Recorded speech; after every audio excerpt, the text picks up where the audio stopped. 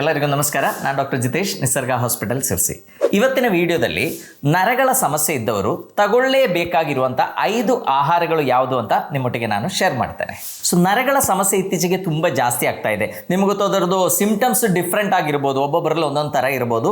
ಕೆಲವರಲ್ಲಿ ಕಾಲಲ್ಲಿ ಪಾದದಲ್ಲಿ ಉರಿ ಅನುಭವ ಆಗ್ಬೋದು, ಕೆಲವರಲ್ಲಿ ಸೆಳೆತ ಅನುಭವ ಆಗ್ಬೋದು, ಕೆಲವರಿಗೆ ಕೈಕಾಲು ಜೋಮ್ ಹಿಡಿಯುವಂಥ ಅನುಭವ ಆಗ್ಬೋದು, ಕೆಲವರಿಗೆ ಲೈಕ್ ಮಸಲ್ ವೀಕ್ನೆಸ್ ಇರ್ಬೋದು. ಇದಕ್ಕೆಲ್ಲ ಮುಖ್ಯ ಕಾರಣ ಏನು ಅಂತ ಕೇಳಿದರೆ ಆ ನರಗಳಲ್ಲಿ ಆಗಿರುವಂಥ ಸಮಸ್ಯೆ ಅಥವಾ ನರ ದೌರ್ಬಲ್ಯ ಅಂತ ನಾವು ಹೇಳ್ಬೋದು. ಸೊ ಈ ರೀಸೆಂಟ್ ಡೇಸಲ್ಲಿ ನರ ದೌರ್ಬಲ್ಯ ಇಷ್ಟೆಲ್ಲ ಜಾಸ್ತಿ ಆಗ್ಲಿಕ್ಕಿರುವಂಥ ಒಂದು ಮುಖ್ಯ ಕಾರಣ ಏನು ಅಂತ ಕೇಳಿದರೆ ನಿಮ್ಗೆ ಎಲ್ಲರಿಗೂ ಗೊತ್ತಿದೆ, ಸಕ್ಕರೆ ಕಾಯಿಲೆ. ಬಿಕಾಸ್ ಸಕ್ಕರೆ ಕಾಯಿಲೆ ಇದ್ದಾಗ over A period of time ನಮ್ಮ ಬ್ಲಡ್ ಶುಗರ್ನ ನಾವು ಸರಿಯಾದ ರೀತಿಯಲ್ಲಿ ಕಂಟ್ರೋಲ್ ಮಾಡಲಿಲ್ಲ ಅಂದರೆ ಏನಾಗುತ್ತೆ, ನಮಗೆ ಡಯಾಬಿಟಿಕ್ ನ್ಯೂರೋಪತಿ ಅಂತ ಒಂದು ಸಮಸ್ಯೆ ಡೆವಲಪ್ ಆಗುತ್ತೆ. ಅಂದರೆ ನಮ್ಮ ನರಗಳಿಗಿರುವಂಥ ರಕ್ತ ಸಂಚಾರ ಎಲ್ಲ ಕಡಿಮೆ ಆಗಿ ನಮ್ಮ ನರಗಳಿಗೆ ಆಕ್ಸಿಡೇಟಿವ್ ಸ್ಟ್ರೆಸ್ ಆಗಿ ಅದರಲ್ಲಿ ಕೆಲವು ಡ್ಯಾಮೇಜ್ಗಳು ಆಗೋದರಿಂದ ಏನಾಗುತ್ತೆ, ನಮಗೆ ಪೆರಿಫರಲ್ ನ್ಯೂರೋಪತಿ ಅಂತ ಒಂದು ಸಮಸ್ಯೆ ಇನಿಷಿಯಲಿ ಡೆವಲಪ್ ಆಗುತ್ತೆ. ಸೊ ಈ ಸಮಸ್ಯೆ ಬಂದಾಗ ಏನಾಗುತ್ತೆ, ಪೇಷಂಟ್ಸಲ್ಲಿ ಮೇನ್ಲಿ ಪಾದಗಳಲ್ಲಿ ಉರಿ ಡೆವಲಪ್ ಆಗೋದು, ಪಾದದಲ್ಲಿ ಜೋಮ್ ಡೆವಲಪ್ ಆಗೋದು, ಒಂಥರ ಮರಗಟ್ಟದಂಗೆ ಅನುಭವ ಆಗೋದು, ಅಥವಾ ಕೆಲವರಿಗೆ ಪಾದಗಳಲ್ಲಿ ತುಂಬ ನೋವು ಅನುಭವ ಆಗೋದೆಲ್ಲ ಆಗ್ಬೋದು.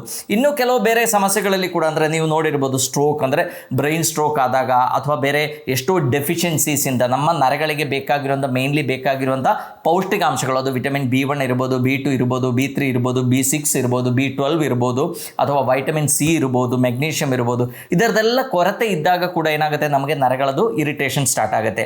ಈವನ್ ನಮ್ಮ ಬಾಡಿಯಲ್ಲಿ ನರಗಳು ಚೆನ್ನಾಗಿ ಫಂಕ್ಷನ್ ಆಗಿಲ್ಲ ಅಂದರೆ ನಮ್ಮ ಆರೋಗ್ಯವೇ ಚೆನ್ನಾಗಿರಲ್ಲ. ನಮಗೆ ಸರಿಯಾಗಿ ನಿದ್ರೆ ಮಾಡಬೇಕು ಅಂದ್ರೆ ನಮ್ಮ ನರಗಳು ಚೆನ್ನಾಗಿರಬೇಕು. ನಮ್ಮ ಬಾಡಿಯಲ್ಲಿ ಈವನ್ ಬೆವರು ಸರಿಯಾಗಿ ಪ್ರೊಡಕ್ಷನ್ ಆಗಬೇಕು ಅಂದರೂ ಕೂಡ ನಮ್ಮ ನರಗಳು ಸರಿಯಾಗಿರಬೇಕು. ನಮ್ಮ ಉಸಿರಾಟ ಸರಿಯಾಗಿ ಆಗಬೇಕು, ನಮ್ಮ ಬವಲ್ ಮೂಮೆಂಟ್ಸ್ ಸರಿಯಾಗಿ ಆಗಬೇಕು. ಏನು ಪ್ರತಿಯೊಂದು ಕೆಲಸ ನಮ್ಮ ಬಾಡಿಯಲ್ಲಿ ಆಗಬೇಕು ಅಂದರೆ ನಮ್ಮ ಬಾಡಿಯಲ್ಲಿರುವಂಥ ನರಗಳೇನಿದೆ ಅದು ಸರಿಯಾದ ರೀತಿಯಲ್ಲಿ ಕೆಲಸ ಮಾಡಲೇಬೇಕಾಗತ್ತೆ. ಸೊ ನಿಮಗೆ ಗೊತ್ತು, ನಮ್ಮ ನರಗಳು ಡಿಫ್ರೆಂಟ್ ಟೈಪ್ ಆಫ್ ಆ್ಯಕ್ಷನ್ಸ್ ಅದಕ್ಕಿರುತ್ತೆ. ಒಂದು, ನಮ್ಮ ಸುತ್ತಮುತ್ತಲು ಆಗೋದರನ್ನ ಎಲ್ಲ ಇನ್ಫಾರ್ಮೇಷನ್ಸನ್ನು ಕಲೆಕ್ಟ್ ಮಾಡಿ ನಮ್ಮ ಬ್ರೈನಿಗೆ ರಿಲೇ ಮಾಡೋದು ಯಾರು, ನಮ್ಮ ನರಗಳು. ಅದಕ್ಕೆ ನಾವು ಸೆನ್ಸರಿ ನರ್ವ್ಸ್ ಅಂತ ಹೇಳ್ತೀವಿ.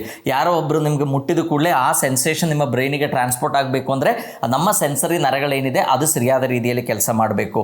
ಇನ್ನು ಮೋಟಾರ್ ಫಂಕ್ಷನ್ಸ್ ಅಂತ ಇದೆ. ಮೋಟಾರ್ ನರ್ವ್ಸ್ ಅಂದರೆ ಏನು, ನಮ್ಮ ಬ್ರೈನ್ ಡಿಸೈಡ್ ಮಾಡುವಂಥ ಆ್ಯಕ್ಷನನ್ನು ಕ್ಯಾರಿ ಔಟ್ ಮಾಡಬೇಕು. ಓಕೆ, ನನಗೆ ಮುಂದೆ ಹೋಗಬೇಕು, ನನ್ನ ಕಾಲನ್ನು ತೆಗೆದು ಮುಂದೆ ಇಟ್ಕೋಬೇಕು ಅಂದರೆ ಅದಕ್ಕೆ ಬೇಕಾಗಿರೋ ಮೋಟಾರ್ ನರ್ವ್ಸ್ ಏನಿದೆ ಅದು ಸರಿಯಾದ ರೀತಿಯಲ್ಲಿ ಕೆಲಸ ಮಾಡಬೇಕಾಗತ್ತೆ.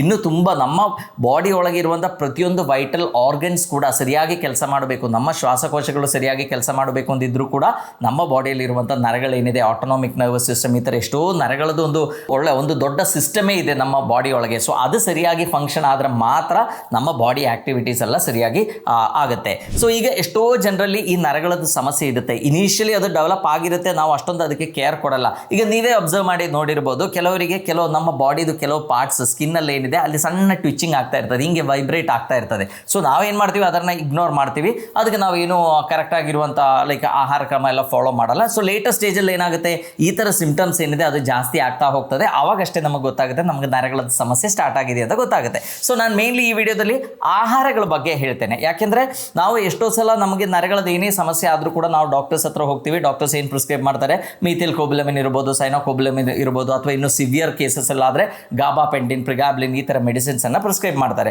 ಸೊ ಈ ಥರ ಮೆಡಿಕೇಶನ್ ಏನಿದೆ ನಮಗೊಂದು ಲಾಂಗ್ ಟರ್ಮ್ ತಗೊಳ್ಳಿಕ್ಕೆ ಆಗಬೇಕು ಅಂತಿಲ್ಲ. ಬಿಕಾಸ್ ಮೆಡಿಸಿನ್ಸ್ ಆಫ್ಕೋರ್ಸ್ ತಗೊಂಡಾಗ ಅದರದ್ದು ಕೆಲವು ದುಷ್ಪರಿಣಾಮಗಳು ಕೂಡ ನಮ್ಮ ಬಾಡಿಯಲ್ಲಿ ಆಗುವಂಥ ಸಾಧ್ಯತೆಗಳಿದೆ.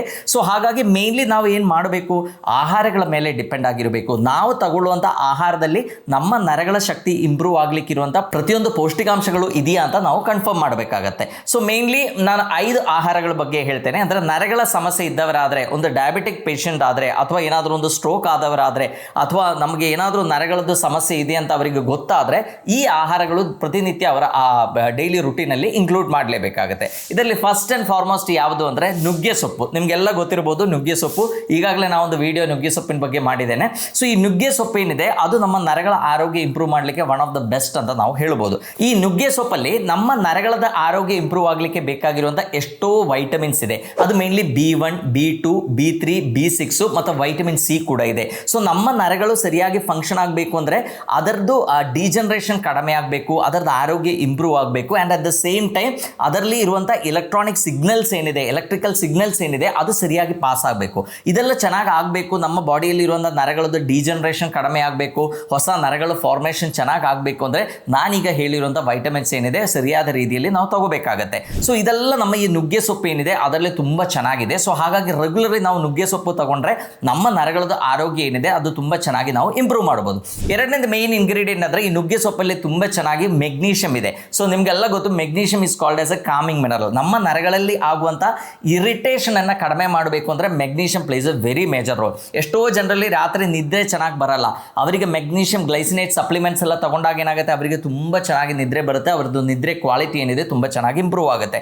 ಸೊ ಕೆಲವರಲ್ಲಿ ನೀವು ನೋಡಿರ್ತೀರಾ, ಅಂದರೆ ಮಸಲ್ ಫ್ಯಾಸಿಕ್ಯುಲೇಷನ್ಸ್ ಒಂಥರ ಟ್ವಿಚಿಂಗ್ ಆಗ್ತಾ ಇರ್ತದೆ ನಮ್ಮ ಬಾಡಿದು ಕೆಲವು ಪಾರ್ಟ್, ಅದು ಕಾಲಲ್ಲಿ ಇರ್ಬೋದು, ಮುಖದಲ್ಲಿ ಇರ್ಬೋದು, ಕಣ್ಣಿನ ರಪ್ಪೆ ಇರ್ಬೋದು, ಅದೆಲ್ಲ ಹಿಂಗೆ ವೈಬ್ರೇಟ್ ಆಗ್ತಾ ಇರ್ತದೆ. ಸೊ ಅದಕ್ಕೊಂದು ಮುಖ್ಯ ಕಾರಣ ಏನು ಅಂದರೆ ಅಲ್ಲಿರುವ ನರಗಳಿಗೆ ಜಾಸ್ತಿ ಈ ಕ್ಯಾಲ್ಸಿಯಂ ಅಯೋನ್ಸ್ ಪಂಪ್ ಆಗೋದು ಒಂದು ಮುಖ್ಯ ಕಾರಣ ಆಗಿರುತ್ತೆ. ಸೊ ಅದನ್ನ ಕಂಟ್ರೋಲ್ ಮಾಡಲಿಕ್ಕೂ ಕೂಡ, ಅಂದರೆ ಆ ನರಗಳದ್ದು ಇರಿಟೇಷನ್ ಏನಿದೆ ಅದು ಕಡಿಮೆ ಮಾಡಲಿಕ್ಕೂ ಕೂಡ magnesium is one of the best actually. So ಈ ನುಗ್ಗೆ ಸೊಪ್ಪು ಏನಿದೆ ಅದರಲ್ಲಿ ತುಂಬ ಚೆನ್ನಾಗಿ ಮೆಗ್ನೀಷಿಯಂ ಇದೆ. ಇನ್ನು ಯಾವುದೇ ಕ್ಲೋರೋಫಿಲ್ ಇರುವಂಥದ್ದು, ಅಂದರೆ ನಮ್ಮ ಗಿಡಗಳಿಗೆ ಗ್ರೀನ್ ಕಲರ್ ಕೊಡುವಂಥ ಕ್ಲೋರೋಫಿಲ್ ಏನಿದೆ ಅದರದ್ದು ಸೆಂಟರ್ ಆಟಮ್ ಏನಿದೆ ಅದು ಮೆಗ್ನೀಷಿಯಂ ಇರುತ್ತೆ. ಸೊ ನುಗ್ಗೆ ಸೊಪ್ಪಲ್ಲಿ ತುಂಬ ಚೆನ್ನಾಗಿ ಮೆಗ್ನೀಷಿಯಂ ಇದ್ದದಕ್ಕೆ ನರಗಳದ್ದು ಇರಿಟೇಷನ್ ಕಡಿಮೆ ಮಾಡಲಿಕ್ಕೆ ಇದು ತುಂಬ ಒಳ್ಳೆಯದು. ಸೊ ಯೂಶಲಿ ನರಗಳದ್ದು ದೌರ್ಬಲ್ಯ ಅಂತ ಹೇಳುವಾಗ ಮೋಸ್ಟ್ ಆಫ್ ದ ಪೇಷಂಟ್ಸ್ ಅಲ್ಲಿ ಕಾಣುವಂಥ ಸಿಂಪ್ಟಮ್ ಏನಂದರೆ ಸೆನ್ಸರಿ ಪ್ರಾಬ್ಲಮ್ಸ್, ಅಂದರೆ ಪಾದದಲ್ಲಿ ಉರಿ ಆಗೋದು, ಪಾದದಲ್ಲಿ ಜೋಮ್ ಆಗೋದು, ಅಥವಾ ಕೈಗಳಲ್ಲಿ ಉರಿ ಆಗೋದು, ಕೈಗಳಲ್ಲಿ ಒಂಥರ ಟಿಂಗ್ಲಿಂಗ್ ಸೆನ್ಸೇಷನ್ ಆಗೋದು, ಎಲ್ಲೋ ಇರುವೆ ಹರಿದಂಗೆ ಆಗೋದು, ಅಥವಾ ಕೆಲವು ಕಡೆ ಚಳಿ ಚಳಿ ಅನಿಸೋದು. ಸೊ ಈ ಥರ ಸಮಸ್ಯೆಗಳು ಜಾಸ್ತಿ ಕಂಡು ಬರುತ್ತೆ. ಸೊ ಇದಕ್ಕೆಲ್ಲ ಮೇನ್ ರೀಸನ್ ಏನು, ಆ ನರಗಳಲ್ಲಿ ಆಗಿರುವಂಥ ಇರಿಟೇಷನ್. ಆ ಇರಿಟೇಷನ್ ಆಗಲಿಕ್ಕೆ ಬೇರೆ ಬೇರೆ ರೀಸನ್ಸ್ ಇರುತ್ತೆ. ಕೆಲವು ಡಯಾಬಿಟಿಕ್ ಪೇಷಂಟ್ಸ್ ಎಲ್ಲ ಆದರೆ ನಮ್ಮ ಎಕ್ಸ್ಟ್ರಿಮಿಟೀಸ್ ಅಂದರೆ ಕಾಲುಗಳಿಗೆ ರಕ್ತ ಸಂಚಾರ ಕಂಪ್ಯಾರಿಟಿವ್ಲಿ ಕಡಿಮೆ ಆಗಿರುತ್ತೆ. ಸೊ ರಕ್ತ ಸಂಚಾರ ಕಡಿಮೆ ಆದಾಗ ಏನಾಗುತ್ತೆ, ಅದಕ್ಕೆ ಆ ನರಗಳಿಗೆ ಅಲ್ಲಿ ಇರುವಂಥ ಪೆರಿಫರಲ್ ನರ್ವ್ಸ್ ಏನಿದೆ, ಅಲ್ಲಿರುವಂಥ ಸೆನ್ಸರಿ ನರ್ವ್ಸ್ ಏನಿದೆ ಅದಕ್ಕೆ ಬೇಕಾಗಿರುವಂಥ ಪೌಷ್ಟಿಕಾಂಶಗಳು ಕೊರತೆ ಡೆವಲಪ್ ಆಗುತ್ತೆ. ಅದಕ್ಕೆ ಆಕ್ಸಿಜನ್ ಬೇಕಾಗುತ್ತೆ, ನಾನೀಗ ಹೇಳಿರುವಂಥ ಎಲ್ಲ ವೈಟಮಿನ್ಸು ಬೇಕಾಗುತ್ತೆ. ಸೊ ಅದೆಲ್ಲ ಸರಿಯಾದ ರೀತಿಯಲ್ಲಿ ಸಪ್ಲೈ ಆಗಬೇಕು ಅಂದರೆ ಅಲ್ಲಿಗೆ ರಕ್ತ ಸಂಚಾರ ಚೆನ್ನಾಗಿರಬೇಕು. ಸೊ ಡಯಾಬಿಟಿಕ್ ಪೇಷಂಟ್ಸಲ್ಲಿ ಕಾಲುಗಳಿಗೆ, ಅಂದರೆ ಹೃದಯದಿಂದ ದೂರ ಇರುವಂಥ ಪಾದಗಳೇನಿದೆ ಅಲ್ಲಿರುವಂಥ ರಕ್ತ ಸಂಚಾರ ಕಡಿಮೆ ಆಗೋದರಿಂದ ಇದರ ಕೊರತೆ ಆಗುತ್ತೆ. ಸೊ ಹಾಗಾಗಿ ಪೆರಿಫರಲ್ ನ್ಯೂರೋಪತಿ ಅಥವಾ ಡಯಾಬಿಟಿಕ್ ನ್ಯೂರೋಪತಿ ಡೆವಲಪ್ ಆಗುತ್ತೆ, ಅಂದರೆ ಸೆನ್ಸರಿ ನ್ಯೂರೋಪತಿ ಡೆವಲಪ್ ಆಗುತ್ತೆ. ಸೊ ಈ ಇರಿಟೇಷನ್ ಕಡಿಮೆ ಮಾಡಲಿಕ್ಕೆ ಒನ್ ಆಫ್ ದ ಬೆಸ್ಟ್ ಯಾವುದು ಅಂತ ಕೇಳಿದರೆ ಮೆಗ್ನೀಷಿಯಂ ರಿಚ್ ಆಗಿರುವಂಥ ಆಹಾರಗಳು. ಆ್ಯಂಡ್ ನುಗ್ಗೆ ಸೊಪ್ಪಲ್ಲಿ ತುಂಬ ಚೆನ್ನಾಗಿ ಮೆಗ್ನೀಷಿಯಂ ಇದೆ, ಅದು ತಗೊಳ್ಳೋದ್ರಿಂದ ನಮಗೆ ಈ ಪಾದದಲ್ಲಿ ಬರುವಂಥ ಇರಿಟೇಷನ್ ಕಡಿಮೆ ಆಗುತ್ತೆ. ಇನ್ನು ನೆಕ್ಸ್ಟ್ ಇದರಲ್ಲಿ ಇರುವಂಥ ಆಂಟಿ ಆಕ್ಸಿಡೆಂಟ್ಸ್, ಅಂದರೆ ನುಗ್ಗೆ ಸೊಪ್ಪು ಏನಿದೆ ಅದು ತುಂಬ ಚೆನ್ನಾಗಿ ಅದರಲ್ಲಿ ಆಂಟಿ ಆಕ್ಸಿಡೆಂಟ್ಸ್ ಇದೆ. ಆಂಟಿ ಆಕ್ಸಿಡೆಂಟ್ಸ್ ಅಂದರೆ ಏನು, ನಮ್ಮ ಬಾಡಿಯಲ್ಲಿ ಆಗುವಂಥ ಎಷ್ಟೋ ಮೆಟಬಾಲಿಕ್ ಪ್ರಾಸೆಸ್ ಏನಿದೆ ಅದರಲ್ಲಿ ಎಷ್ಟೋ ಫ್ರೀ ರ್ಯಾಡಿಕಲ್ಸ್ ಪ್ರೊಡ್ಯೂಸ್ ಆಗುತ್ತೆ. ಸೊ ಎಷ್ಟೋ ಕೆಮಿಕಲ್ಸ್, ಎಷ್ಟೋ ಟಾಕ್ಸಿನ್ಸ್ ಪ್ರೊಡ್ಯೂಸ್ ಆಗುತ್ತೆ. ಈ ಟಾಕ್ಸಿನ್ಸ್ ಅನ್ನ ನ್ಯೂಟ್ರಲೈಸ್ ಮಾಡಲಿಕ್ಕೆ ಕೆಪಾಸಿಟಿ ಇರುವುದರನ್ನ ನಾವೇನು ಹೇಳ್ತೀವಿ, ಆಂಟಿ ಆಕ್ಸಿಡೆಂಟ್ಸ್ ಅಂತ ಹೇಳ್ತೀವಿ. So one of the best antioxidant ಯಾವುದು ಅಂತ ಕೇಳಿದ್ರೆ ನಿಮ್ಗೆಲ್ಲರಿಗೂ ಗೊತ್ತು, ವೈಟಮಿನ್ ಸಿ. ಈ ವೈಟಮಿನ್ ಸಿ ಏನಿದೆ ಈ ನುಗ್ಗೆ ಸೊಪ್ಪಲ್ಲಿ ತುಂಬ ಚೆನ್ನಾಗಿದೆ. ಸೊ ನಮ್ಮ ನರಗಳದು ಸ್ಟ್ರಕ್ಚರ್ ಮೇಂಟೈನ್ ಆಗಲಿಕ್ಕೆ ಅದರಲ್ಲಿರುವಂಥ ಕಂಡಕ್ಷನ್ ಚೆನ್ನಾಗಿ ಆಗಲಿಕ್ಕೆಲ್ಲ ಈ ವೈಟಮಿನ್ ಸಿ ಏನಿದೆ that is very important. So ಇದರಲ್ಲಿ ತುಂಬ ಚೆನ್ನಾಗಿ ವೈಟಮಿನ್ ಸಿ ಇದೆ. And at the same time ಅದರಲ್ಲಿ ಕೆಲವು ಪಾಲಿಫೆನಾಲ್ಸ್ ಇದೆ, ಅಂದರೆ ಅದಕ್ಕೆ ಕೆಲವು ಆಂಟಿ ಆಕ್ಸಿಡೆಂಟ್ಸ್ ಇದೆ, ಕ್ಯೂರ್ಸಿಟಿನ್ ಅಂತ ಹೇಳ್ತೀವಿ. ಅದೇ ಥರ ಇದರಲ್ಲಿ ಬೀಟಾ ಕೆರೋಟಿನ್ ತುಂಬ ಚೆನ್ನಾಗಿದೆ. ಬೀಟಾ ಕೆರೋಟಿನ್ ಅಂದರೆ ನಮ್ಮ ವೈಟಮಿನ್ ಎ ಪ್ರಿಕರ್ಸರ್ ಅಂತ ಹೇಳ್ತೀವಿ. ಸೊ ಅದೆಲ್ಲ ತುಂಬ ಚೆನ್ನಾಗಿ ಇದ್ದಿದ್ದಕ್ಕೆ ಏನಾಗುತ್ತೆ, ಒಂದು ನಮ್ಮ ಬಾಡಿಯಲ್ಲಿ ಬ್ಲಡ್ ಏನಿದೆ, ಹಿಮೋಗ್ಲೋಬಿನ್ ಏನಿದೆ ಅದು ಇಂಪ್ರೂವ್ ಮಾಡಲಿಕ್ಕೆ ಅದು ತುಂಬ ಹೆಲ್ಪ್ ಆಗುತ್ತೆ. ನಮಗೆ ಗೊತ್ತು ನಮ್ಮ ನರಗಳಿಗೆ ಆಕ್ಸಿಜನ್ ಚೆನ್ನಾಗಿ ಸಪ್ಲೈ ಆಗಬೇಕು ಅಂದರೆ ನಮಗೆ ರಕ್ತಹೀನತೆ ಇರಬಾರ್ದು. ಸೊ ಎಷ್ಟೋ ಜನರಲ್ಲಿ ಈ ರಕ್ತಹೀನತೆ ಸಮಸ್ಯೆ ಇದ್ದಾಗಲೇ ಅವರಿಗೆ ಪಾದಗಳಲ್ಲಿ ಇರಿಟೇಷನ್, ಅಂದರೆ ಅದು ಉರಿ ಆಗೋದು ಅಥವಾ ಮೀನಗಂಡದಲ್ಲಿ ಮಸಲ್ ಕ್ಯಾಚ್ ಆಗೋದು, ಈ ಥರ ಸಮಸ್ಯೆಗಳೆಲ್ಲ ನೀವು ನೋಡಿರ್ತೀರಾ. ಸೊ ಆ ಥರ ಸಮಸ್ಯೆಗಳೆಲ್ಲ ಇದ್ದವರು ಈ ಮೆಗ್ನೀಷಿಯಂ ಇರುವಂಥ ಆಹಾರಗಳು, ಅದರೊಟ್ಟಿಗೆ ನಾನೀಗ ಹೇಳಿರುವಂಥ ಆಂಟಿ ಆಕ್ಸಿಡೆಂಟ್ಸು, ವೈಟಮಿನ್ ಸಿ, ಕ್ಯೂರ್ಸಿಟಿನ್ ಅಥವಾ ಬೀಟಾ ಕೆರೋಟಿನ್ ಇದೆಲ್ಲ ಇರುವಂಥ ಆಹಾರಗಳು ಚೆನ್ನಾಗಿ ತಗೊಂಡ್ರೆ ಏನಾಗುತ್ತೆ, ಆ ಸಮಸ್ಯೆ ಕಂಪ್ಲೀಟ್ಲಿ ನಮಗೆ ಕಡಿಮೆ ಮಾಡಲಿಕ್ಕೆ ಸಾಧ್ಯ. ಸೊ ಯಾರಿಗೆ ಲೈಕ್ ಈ ನ್ಯೂರೋಪತಿ ಪ್ರಾಬ್ಲಮ್ ಇದೆಯೋ, ಅಂದರೆ ನರಗಳದ್ದು ಇರಿಟೇಷನ್ ಇದೆಯೋ, ನರ ದೌರ್ಬಲ್ಯ ಇದೆಯೋ, ಅವರು ರೆಗ್ಯುಲರ್ಲಿ ಈ ನುಗ್ಗೆ ಸೊಪ್ಪನ್ನು ಸೇವಿಸ್ಬೋದು. ಅದು ಬೇಕಾದ್ರೆ ಪಲ್ಯ ಮಾಡಿ ತಗೋಬೋದು. ಬಿಸಿ ಮಾಡೋದ್ರಿಂದ ಅದರದ್ದು ಯಾವುದೋ ನ್ಯೂಟ್ರಿಯನ್ಸ್ ಏನು ಕಡಿಮೆ ಆಗಲ್ಲ, ಚೆನ್ನಾಗಿ ಡೈಜೆಸ್ಟ್ ಆಗಿ ಅದು ಅಬ್ಸಾರ್ಬ್ ಆಗಲಿಕ್ಕೆ ಕೂಡ ಈಸಿ ಆಗುತ್ತೆ. ಅಥವಾ ನೀವು ಬೇಕಾದರೆ ನುಗ್ಗೆ ಸೊಪ್ಪನ್ನು ತಗೊಂಡು ಅದಕ್ಕೆ ಸ್ವಲ್ಪ ನೀರು ಹಾಕಿ ಬೆಳಗ್ಗೆ ಅದನ್ನು ಮಿಕ್ಸರ್ಲಿ ಮಿಕ್ಸ್ ಮಾಡಿ ಕುಡಿಯೋದು ಕೂಡ ತುಂಬ ಒಳ್ಳೆಯದು. ನಮಗೆಲ್ಲ ಅದರಲ್ಲಿರುವಂಥ ಎಲ್ಲ ಆಂಟಿ ಆಕ್ಸಿಡೆಂಟ್ಸ್ ಇರ್ಬೋದು, ಎಲ್ಲ ವೈಟಮಿನ್ಸ್ ಇರ್ಬೋದು, ಅದೆಲ್ಲ ತುಂಬ ಚೆನ್ನಾಗಿ ಸಿಗುತ್ತೆ. ಯೂಶಲಿ ನಾವು ಹೀಟ್ ಮಾಡುವಾಗ ತುಂಬ ವಾಲಟೈಲ್ ಆಗಿರುವಂಥ ವೈಟಮಿನ್ ಸಿ ಎಲ್ಲ ಏನಿದೆ ಅದು ನಮಗೆ ತುಂಬ ಚೆನ್ನಾಗಿ ಸಿಗಬೇಕು ಅಂತ ಇಲ್ಲ, ಅದು ನ್ಯಾಚುರಲಿ ಹಾಗೆ ಸೊಪ್ಪು ತಗೊಂಡ್ರೆ ನಮಗೆ ತುಂಬ ಚೆನ್ನಾಗಿ ಸಿಗುತ್ತೆ. ಸೊ ಯಾರಿಗೆ ನರಗಳದ್ದು ಸಮಸ್ಯೆ ಇದೆಯೋ ಅವರು ರೆಗ್ಯುಲರ್ಲಿ ಈ ನುಗ್ಗೆ ಸೊಪ್ಪನ್ನು ಸೇವಿಸುವಂಥ ಒಂದು ಹ್ಯಾಬಿಟನ್ನು ಮಾಡಬೇಕಾಗುತ್ತೆ. ಎರಡನೇ ಮೇನ್ ಆಹಾರ ಅಂದರೆ ಮೊಟ್ಟೆ. ನಮಗೆ ಗೊತ್ತು, ನಾವೆಲ್ಲರೂ ಹೇಳ್ತೀವಿ ಸಂಡೇ ಹೋಯ ಮಂಡೆ ರೋಸ್ ಖಾಯ ಅಂಡೆ ಅಂತ ಹೇಳ್ತೀವಿ. ಅಂದರೆ ಮೊಟ್ಟೆ ಏನಿದೆ ಅದರಲ್ಲಿ ಅಷ್ಟೊಂದು ಪೌಷ್ಟಿಕಾಂಶಗಳಿದೆ, ಅದು ಒಂದು ಬ್ಯಾಲೆನ್ಸ್ಡ್ ಫುಡ್ ಅಂತ ನಾವು ಹೇಳ್ಬೋದು. ಸೊ ಯಾರಿಗೆ ಈ ನ್ಯೂರೋಪತಿ ಸಮಸ್ಯೆ ಇದೆಯೋ, ನರಗಳದ್ದು ವೀಕ್ನೆಸ್ ಇದೆಯೋ, ಅವರಿಗೆ ಮೇನ್ಲಿ ಬೇಕಾಗಿರುವಂಥ ಒಂದು ವೈಟಮಿನ್ ಯಾವುದು ಅಂತ ಕೇಳಿದ್ರೆ ವಿಟಮಿನ್ B12. ಈವನ್ ಡಾಕ್ಟರ್ ಹತ್ರ ಹೋದ್ರೂ ಕೂಡ ನಾವು ಪ್ರಿಸ್ಕ್ರೈಬ್ ಮಾಡೋ ಮೆಡಿಸಿನ್ ಫಸ್ಟ್ ಯಾವುದು, ಮೀಥೈಲ್ ಕೋಬಿಲಮಿನ್ ಅಥವಾ ಸೈನೋಕೋಬಿಲಮಿನ್ ಪ್ರಿಸ್ಕ್ರೈಬ್ ಮಾಡ್ತೀವಿ. ಸೊ ಅದು ಮೇನ್ಲಿ ಯಾಕೆ ಅಂದರೆ ನಮ್ಮ ಈ ನರಗಳದ್ದು ಕಂಡಕ್ಷನ್ ಚೆನ್ನಾಗಿ ಆಗಬೇಕು. ಅಂದರೆ ನಮಗೆ ಗೊತ್ತು ನರಗಳು ಮೇನ್ಲಿ ಅದರ ನಮ್ಮ ಇನ್ಫಾರ್ಮೇಷನ್ಸನ್ನು ಟ್ರಾನ್ಸ್ಫರ್ ಮಾಡುವಂಥ ಒಂದು ಆರ್ಗನ್ ಅಂತ ನಾವು ಹೇಳ್ಬೋದು. ಸೊ ಅದು ಸರಿಯಾಗಿ ಟ್ರಾನ್ಸ್ಫರ್ ಆಗಬೇಕು, ಆ ಸಿಗ್ನಲ್ಸ್ ಕರೆಕ್ಟಾಗಿ ಟ್ರಾನ್ಸ್ಫರ್ ಆಗಬೇಕು ಅಂತ ಇದ್ದರೆ ಅದಕ್ಕೆ ಮೈಲಿನ್ ಶೀಟ್ ಶೀಟ್ ಏನಿದೆ ಅದರ ಹೊರಗಡೆ ಇರುವಂಥ ಕೋಟಿಂಗ್ ಏನಿದೆ ಅದು ಚೆನ್ನಾಗಿರಬೇಕು. ಸೊ ಆ ಮೈಲಿನ್ ಶೀಟ್ ಚೆನ್ನಾಗಿರಬೇಕು ಅಂದರೆ ನಾವು ವಿಟಮಿನ್ B12 ರಿಚ್ ಆಗಿರುವಂಥ ಆಹಾರಗಳನ್ನು ಚೆನ್ನಾಗಿ ಸೇವಿಸಬೇಕು. ಈ ಮೊಟ್ಟೆ ಏನಿದೆ ಅದರಲ್ಲಿ ತುಂಬ ಚೆನ್ನಾಗಿ ವೈಟಮಿನ್ B12 ಇದೆ. ಆ್ಯಂಡ್ ಅದು ಬಿಟ್ಟರೆ ಆಲ್ಮೋಸ್ಟ್ ನಾವು ತಗೊಳ್ಳೋಂಥ ಆಲ್ಮೋಸ್ಟ್ ಎಲ್ಲ ವೆಜಿಟೇಬಲ್ಸ್ ಏನಿದೆ ಅದರಲ್ಲಿ ತುಂಬ ಚೆನ್ನಾಗಿ ವೈಟಮಿನ್ B12 ನಮಗೆ ಸಿಗಲ್ಲ. ಸೊ ಹಾಗಾಗಿ ವೆಜಿಟೇರಿಯನ್ಸ್ ಏನಿದ್ದಾರೆ ಅವರಿಗೆ ಮೊಟ್ಟೆ ತಿನ್ಲಿಕ್ಕೆ ಆಗುತ್ತೆ ಅಂತ ಆದರೆ ಮೊಟ್ಟೆಯನ್ನು ರೆಗ್ಯುಲರ್ಲಿ ಕನ್ಸ್ಯೂಮ್ ಮಾಡಿ ಅಂತ ನಾನು ಹೇಳ್ತೇನೆ. ಪ್ರತಿ ದಿವಸ ಒಂದು ಅಥವಾ ಒಂದು 2 ಮೊಟ್ಟೆ ಆದರೂ ಡೈಲಿ ತಗೊಂಡ್ರೆ ನಮಗೆ ಸಫಿಷಿಯೆಂಟ್ ಆಗಿರುವಷ್ಟು ವೈಟಮಿನ್ B12 ಸಿಗುತ್ತೆ. ನರಗಳದ್ದು ಸಿಗ್ನಲ್ ಟ್ರಾನ್ಸ್ಪೋರ್ಟೇಷನ್ ಏನಿದೆ ಅದು ತುಂಬ ಚೆನ್ನಾಗಾಗುತ್ತೆ. ನರಗಳದ್ದು ಇರಿಟೇಷನ್ ಏನಿದೆ ಅದು ಕೂಡ ತುಂಬ ಕಡಿಮೆ ಆಗುತ್ತೆ. ಆ್ಯಂಡ್ ಎರಡನೇದಂದರೆ ಅದರಲ್ಲಿ ತುಂಬ ಚೆನ್ನಾಗಿ ಪ್ರೋಟೀನ್ ಇದೆ. ನಮಗೆ ಗೊತ್ತು ಮೊಟ್ಟೆಯಲ್ಲಿ ಇರುವಂಥ ಪ್ರೋಟೀನ್ ಏನಿದೆ ಆಲ್ಬುಮಿನ್ ಏನಿದೆ that is one of the best protein ಅಂತ ನಾವು ಹೇಳ್ಬೋದು. ಒಂದು ನಾರ್ಮಲ್ ಸೈಜ್ ಒಂದು ಮೀಡಿಯಂ ಸೈಜ್ಡ್ ಆಗಿರುವಂಥ ಒಂದು ಮೊಟ್ಟೆ ತಗೊಂಡ್ರೆ ಅದರಲ್ಲಿ ಆಲ್ಮೋಸ್ಟ್ 4 ರಿಂದ 5 ಗ್ರಾಮ್ ಪ್ರೋಟೀನ್ ನಮಗೆ ಸಿಗುತ್ತೆ. ಅದು ಒಳ್ಳೆ ಕ್ವಾಲಿಟಿ ಪ್ರೋಟೀನ್ ಸಿಗುತ್ತೆ. ನಮ್ಮ ನರಗಳದ್ದು ಸ್ಟ್ರಕ್ಚರ್ ಚೆನ್ನಾಗಬೇಕು, ನಮ್ಮ ನರಗಳು ರೀಜನರೇಟ್ ಆಗಬೇಕು ಅಂತ ಇದ್ದರೆ ನಾವು ಪ್ರೋಟೀನ್ ಇರುವಂಥ ಆಹಾರಗಳು ಸೇವಿಸಲೇಬೇಕಾಗುತ್ತೆ. ಆ್ಯಂಡ್ ಅದರಲ್ಲಿ ಒಳ್ಳೆ ಫ್ಯಾಟ್ ಕೂಡ ಇದೆ. ನಮಗೆ ಗೊತ್ತು ಅದರಲ್ಲಿ ಇರುವಂಥ ಎಗ್ ಯೋಕ್ ಏನಿದೆ ಆ ಎಲ್ಲೋ ಏನಿದೆ ಅದು ಒಳ್ಳೆ ಕೊಬ್ಬು. ನಮ್ಮ ನರಗಳದೆಲ್ಲ ಹೆಲ್ತ್ ಮೇಂಟೈನ್ ಆಗಬೇಕು ಅಂದರೆ ಒಳ್ಳೆ ಕೊಬ್ಬಿರುವಂಥ ಆಹಾರಗಳು ನಾವು ಸೇವಿಸಬೇಕಾಗುತ್ತೆ. ನಮ್ಮ ಬ್ರೈನ್ ಕೂಡ ಮಾಡಿರೋದೇ ಕೊಬ್ಬಿಂದ ಮಾಡಿರುವಂಥದ್ದು, ಕೊಲೆಸ್ಟ್ರಾಲಿಂದ ಮಾಡಿರೋದು. ಸೊ ಒಳ್ಳೆ ಕೊಲೆಸ್ಟ್ರಾಲ್ ಇರುವಂಥ ಎಗ್ ಯೋಕ್ ಏನಿದೆ ಅದು ನಾವು ರೆಗ್ಯುಲರ್ಲಿ ತಗೊಂಡ್ರೆ ನಮ್ಮ ನರಗಳದ ಆರೋಗ್ಯ ಏನಿದೆ ತುಂಬ ಚೆನ್ನಾಗಿ ಇಂಪ್ರೂವ್ ಆಗುತ್ತೆ. ನರಗಳ ಪ್ರೊಡಕ್ಷನ್ಗೆ ಬೇಕಾಗಿರುವಂಥ ಪ್ರೋಟೀನ್ ಕೂಡ ಆಲ್ಬುಮಿನಿಂದ ನಮಗೆ ಸಿಗುತ್ತೆ. ಆ್ಯಂಡ್ ಇದರಲ್ಲಿ ಮತ್ತೊಂದು ಮೇನ್ ಆಗಿರುವಂಥ ಇಂಗ್ರೀಡಿಯೆಂಟ್ ಯಾವುದು ಅಂತ ಕೇಳಿದರೆ ಕೋಲಿನ್ ಅಂತ ಹೇಳ್ತೀವಿ. ಈ ಕೋಲಿನ್ ಏನಿದೆ ಅದು ಎಗ್ ಯೋಕಲ್ಲಿ ತುಂಬ ಚೆನ್ನಾಗಿದೆ. ನಮ್ಮ ನ್ಯೂರೋ ಟ್ರಾನ್ಸ್ಮಿಟರ್ಸ್ ಯೂಶಲಿ ಈ ನರಗಳದ ಸಮಸ್ಯೆ ಬರುವಾಗ ಅವರಿಗೆಲ್ಲ ಆಗುವಂಥ ಒಂದು ಸಮಸ್ಯೆ ಏನಂದರೆ ಕರೆಕ್ಟ್ ಆಗಿರುವಂಥ ನ್ಯೂರೋ ಟ್ರಾನ್ಸ್ಮಿಟರ್ಸ್ ಪ್ರೊಡಕ್ಷನ್ ಆಗಲ್ಲ. ಅಂದರೆ ಅಸೆಟೈಲ್ ಕೋಲಿನ್ ಅಂತೆಲ್ಲ ಹೇಳಿ ಎಷ್ಟೋ ನ್ಯೂರೋ ಟ್ರಾನ್ಸ್ಮಿಟರ್ಸ್ ಇರುತ್ತೆ. ಅದು ಚೆನ್ನಾಗಿ ಪ್ರೊಡ್ಯೂಸ್ ಆದ್ರೆ ಮಾತ್ರ ಒಂದು ನರದಿಂದ ಇನ್ಫಾರ್ಮೇಷನ್ ಇನ್ನೊಂದು ನರಕ್ಕೆ ಪಾಸ್ ಆಗುತ್ತೆ. ಸೊ ಇದು ಸರಿಯಾಗಿ ಆಗಬೇಕು ಅಂದರೆ ಈ ಅಸೆಟೈಲ್ ಕೋಲಿನ್ ಎಲ್ಲ ಪ್ರೊಡಕ್ಷನ್ ಚೆನ್ನಾಗಿ ಆಗಬೇಕು.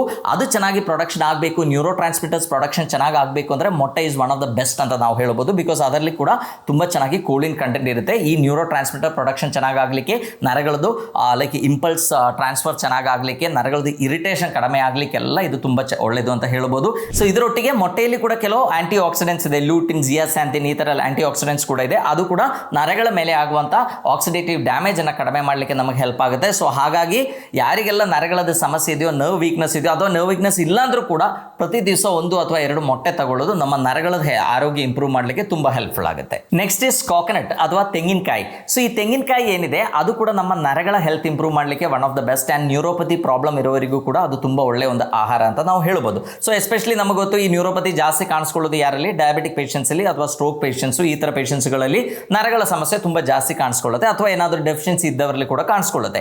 ಸೊ ಈ ಕಾಕೋನಟ್ ಅಥವಾ ತೆಂಗಿನಕಾಯಿ ನಾವು ರೆಗ್ಯುಲರ್ಲಿ ಸೇವಿಸಿದ್ರೆ ಅದು ನಿಮ್ಮ ಅಡುಗೆ ಮಾಡುವಾಗ ಅದಕ್ಕೆ ಹಾಕ್ಬೋದು, ಚಟ್ನಿಯಾಗಿ ತಗೋಬೋದು, ಅಥವಾ ಒಂದು ಸ್ವಲ್ಪ ಕೋಕೋನಟ್ ಪೀಸಸ್ ನಾವು ತಿನ್ಬೋದು, ಅಥವಾ ತೆಂಗಿನಕಾಯಿಯನ್ನು ತುರಿದು ಮಿಕ್ಸರಿಗೆ ಹಾಕಿ ಮಿಕ್ಸ್ ಮಾಡಿ ಅದರ ಹಾಲು ತೆಗೆದು ನಾವು ಅಡುಗೆಗೆ ಉಪಯೋಗಿಸ್ಬೋದು. ಈವನ್ ಅದು ಕುಡಿದ್ರೂ ಕೂಡ ತುಂಬ ಒಳ್ಳೆಯದು.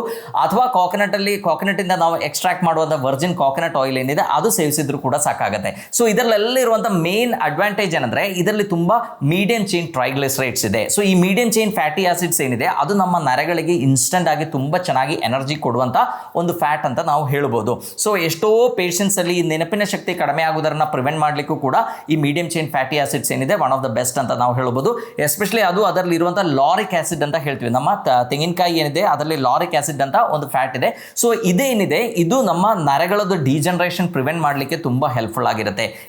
ಎಷ್ಟೋ ವೆಸ್ಟರ್ನ್ ಕಂಟ್ರೀಸ್ ಅಲ್ಲಿ ಆಗುವಂಥ ಈ ಅಲ್ಝಿಮರ್ಸ್ ಪ್ರಾಬ್ಲಮ್ ಏನಿದೆ ಅದನ್ನ ತಡೆಗಟ್ಟಲಿಕ್ಕೆ ಅವ್ರು ಏನು ಮಾಡ್ತಾರೆ, ಪ್ರತಿ ದಿವಸ ಈ ಕಾಕೋನಟ್ ಏನಿದೆ ವರ್ಜಿನ್ ಕಾಕೋನಟ್ ಆಯಿಲ್ ಸಾಫ್ಟ್ ಜೆಲ್ಸ್ ಏನಿದೆ ಅದನ್ನ ತಗೊಳ್ತಾರೆ. ಸೊ ಅದು ರೆಗ್ಯುಲರ್ಲಿ ತಗೊಳ್ಳೋದ್ರಿಂದ ನಮ್ಮ ಬ್ರೈನಿಗೆ ಸಡನ್ಲಿ ನಮಗೆ ಬೇಕಾಗಿರುವಷ್ಟು ಎನರ್ಜಿ ಸಪ್ಲೈ ಆಗುತ್ತೆ, ಬೇಕಾಗಿರುವಂಥ ಪೌಷ್ಟಿಕಾಂಶಗಳು ಸಿಗುತ್ತೆ, ನಮ್ಮ ನರಗಳದ್ದು ಇರಿಟೇಷನ್ ಕಡಿಮೆ ಆಗಲಿಕ್ಕೂ ಕೂಡ ಇದು ತುಂಬ ಒಳ್ಳೆಯದಾಗುತ್ತೆ. ಸೊ ಯಾರಿಗಾದರೂ ನರಗಳದ್ದು ಸಮಸ್ಯೆ ಇದ್ದರೆ, ಈಗ ನಮಗೆ ಗೊತ್ತು ಈಗ ಡಯಾಬಿಟಿಕ್ ಪೇಷಂಟ್ಸು ಕೂಡ ಒಳ್ಳೆ ಆಹಾರ ಯಾವುದು ಅಂತ ಕೇಳಿದ್ರೆ ಯಾವುದು ಒಳ್ಳೆ ಕೊಬ್ಬಿರುವಂಥ ಆಹಾರ. ಈ ತೆಂಗಿನಕಾಯಿ ಏನಿದೆ ಅದು ಒಳ್ಳೆ ಕೊಬ್ಬಿರುವಂಥ ಆಹಾರ ಅಂತ ನಾವು ಹೇಳ್ಬೋದು. ಸೊ ಒಂದು ಹೊತ್ತು ಆಹಾರ ತಗೊಳ್ಳುವಾಗ ಅವ್ರು ಏನು ಮಾಡಬೇಕು, ಒಂದು ಅರ್ಧ ಅಥವಾ ಒಂದು ಕಾಲು ತೆಂಗಿನಕಾಯಿಯನ್ನು ತುರಿದು ಅದನ್ನು ಆಹಾರದ ಒಟ್ಟಿಗೆ ಸೇವಿಸುವುದು ತುಂಬ ಒಳ್ಳೆಯದು. ಅದರಲ್ಲಿ ಒಳ್ಳೆ ಹೆಲ್ತಿ ಫ್ಯಾಟ್ ಇದೆ, ನಾನೀಗ ಹೇಳ್ದಂಗೆ ಇರುವಂಥ ಲಾರಿಕ್ ಆಸಿಡ್ ಇದೆ. ನಮ್ಮ ನರಗಳಲ್ಲಿ ಆಗುವಂಥ ಇನ್ಫ್ಲಮೇಷನ್ನ ಪ್ರಿವೆಂಟ್ ಮಾಡಲಿಕ್ಕೆ ಅದು ತುಂಬ ಹೆಲ್ಪ್ ಆಗುತ್ತೆ. ನಮ್ಮ ನರಗಳಿಗೆ ಬೇಕಾಗಿರುವಂಥ ಪೌಷ್ಟಿಕಾಂಶಗಳು ಆ್ಯಂಡ್ ಇನ್ಸ್ಟೆಂಟ್ ಆಗಿರುವಂಥ ಎನರ್ಜಿ, ನಮ್ಮ ನರಗಳಿಗೆ ಬ್ರೈನಿಗೆಲ್ಲ ಬೇಕಾಗಿರುವಂಥ ಎನರ್ಜಿ ಅಂದರೆ ಕೀಟೋನ್ ಬಾಡೀಸ್ ಅಂತ ಹೇಳ್ತೀವಿ, ಅದು ಕೂಡ ಬೇಗ ಸಪ್ಲೈ ಆಗಲಿಕ್ಕೆ ಇದು ತುಂಬ ಹೆಲ್ಪ್ ಆಗುತ್ತೆ.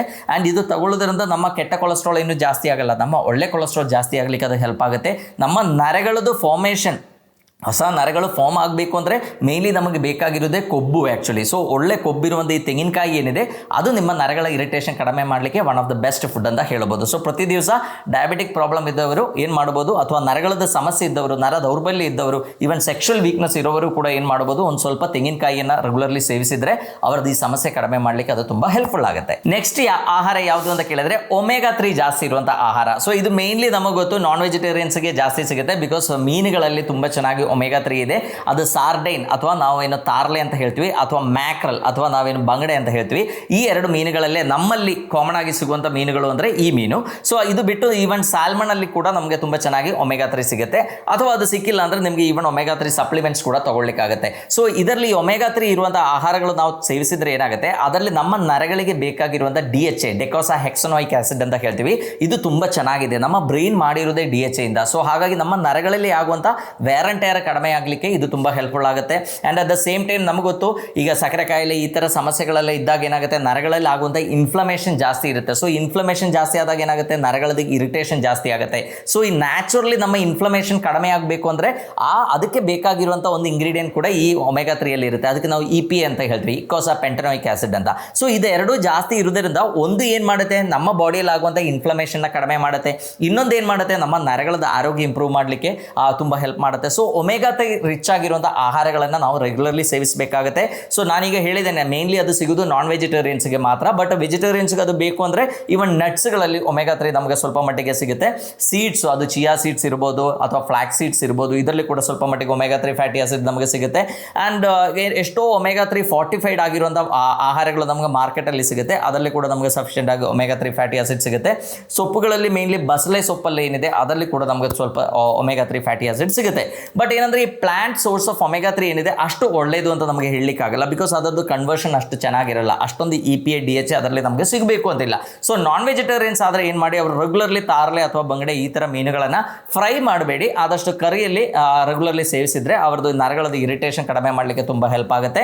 ಅಥವಾ ವೆಜಿಟೇರಿಯನ್ಸ್ ಆದರೆ ಪ್ರತಿ ದಿವಸ ರೆಗ್ಯುಲರ್ಲಿ ಅವ್ರು ಏನು ಮಾಡ್ಬೋದು, ಚಿಯಾ ಸೀಡ್ಸ್ ತಗೋಬೋದು ಅಥವಾ ಅಗಸೆ ಬೀಜ ಅಥವಾ ಬಸಳೆ ಸೊಪ್ಪು ಈ ಥರ ಸೊಪ್ಪುಗಳನ್ನು ಸೇವಿಸಿದ್ರು ಕೂಡ ಅವ್ರದ್ದು ಈ ಸಮಸ್ಯೆ ಕಡಿಮೆ ಮಾಡಲಿಕ್ಕಾಗುತ್ತೆ. ಇದೆರಡೂ ಆಗಿಲ್ಲ ಅಂದರೆ ಅವರಿಗೆ ಒಮೆಗಾ 3 ಸಪ್ಲಿಮೆಂಟ್ಸ್ ಮಾರ್ಕೆಟಲ್ಲಿ ಎಷ್ಟೋ ಸಿಗುತ್ತೆ, ಅದನ್ನು ರೆಗ್ಯುಲರ್ಲಿ ಅಟ್ಲೀಸ್ಟ್ ಒಂದು 1000 mg ಆಫ್ ಒಮೆಗಾ 3 ರೆಗ್ಯುಲರ್ಲಿ ತಗೊಂಡ್ರೆ ಅವ್ರದ್ದು ನರಗಳ ಸಮಸ್ಯೆ ಏನಿದೆ ತುಂಬ ಚೆನ್ನಾಗಿ ಕಂಟ್ರೋಲ್ ಮಾಡಲಿಕ್ಕಾಗುತ್ತೆ. ಇನ್ನು 5ನೇ ಆಹಾರ ಯಾವುದು ಅಂತ ಕೇಳಿದ್ರೆ ಮೊಳಕೆ ಕಾಳುಗಳು. ಸೊ ರೆಗ್ಯುಲರ್ಲಿ ನಾವು ಈ ಮೊಳಕೆ ಕಾಳುಗಳನ್ನು, ಎಸ್ಪೆಷಲಿ ನರಗಳ ಸಮಸ್ಯೆ ಇದ್ದವರು ರೆಗ್ಯುಲರ್ಲಿ ಮೊಳಕೆ ಕಾಳನ್ನು ಸೇವಿಸಿದ್ರೆ ಅವರಿಗೆ ವಿಟಮಿನ್ B ಕಾಂಪ್ಲೆಕ್ಸ್ ತುಂಬ ಚೆನ್ನಾಗಿ ಸಿಗುತ್ತೆ, ಮೆಗ್ನೀಷಿಯಂ ತುಂಬ ಚೆನ್ನಾಗಿ ಸಿಗುತ್ತೆ, ಆ್ಯಂಡ್ ಪ್ರೋಟೀನ್ ಕೂಡ ಸ್ವಲ್ಪ ಮಟ್ಟಿಗೆ ಸಿಗುತ್ತೆ. ಸೊ ನಮ್ಮ ನರಗಳ ರಿಪೇರಿಗೆ ಬೇಕಾಗಿರುವಂಥ ಎಲ್ಲದೂ ಇದರಲ್ಲಿ ಕೂಡ ಇದೆ. ಸೊ ರೆಗ್ಯುಲರ್ಲಿ ಏನು ಮಾಡ್ಬೋದು, ಪ್ರತಿ ದಿವಸ ಬೆಳಗ್ಗೆ ಒಂದು ಸ್ವಲ್ಪ ಮೊಳಕೆ ಕಾಳನ್ನು ಸೇವಿಸೋದು ತುಂಬ ಒಳ್ಳೆಯದು. ಆ್ಯಂಡ್ ಈಗ ಡೈಜೆಸ್ಟಿವ್ ಇಶ್ಯೂಸ್ ಇದ್ದವರಾದರೆ, ಯಾರಿಗೆ ತುಂಬ ಬ್ಲೋಟಿಂಗ್ ಆಗುತ್ತೆ, ಗ್ಯಾಸ್ ಫಾರ್ಮೇಷನಲ್ಲಿ ಆಗೋರಾದರೆ ಈ ಮೊಳಕೆ ಕಾಳನ್ನ ಬೇಯಿಸಿ ತಗೊಳ್ಳೋದು ಕೂಡ ತುಂಬ ಒಳ್ಳೆಯದು. ಎಷ್ಟೋ ಜನರಿಗೆ ಒಂದು ತಪ್ಪು ಕಲ್ಪನೆ ಇದೆ, ಬೇಯಿಸಿದ ಕೂಡಲೇ ಏನಾಗುತ್ತೆ, ನಮ್ಗೆ ಅದರಲ್ಲಿರುವಂಥ ಪೌಷ್ಟಿಕಾಂಶಗಳೆಲ್ಲ ಹಾಳಾಗುತ್ತೆ ಅಂತ. ಹಾಗೆಲ್ಲ.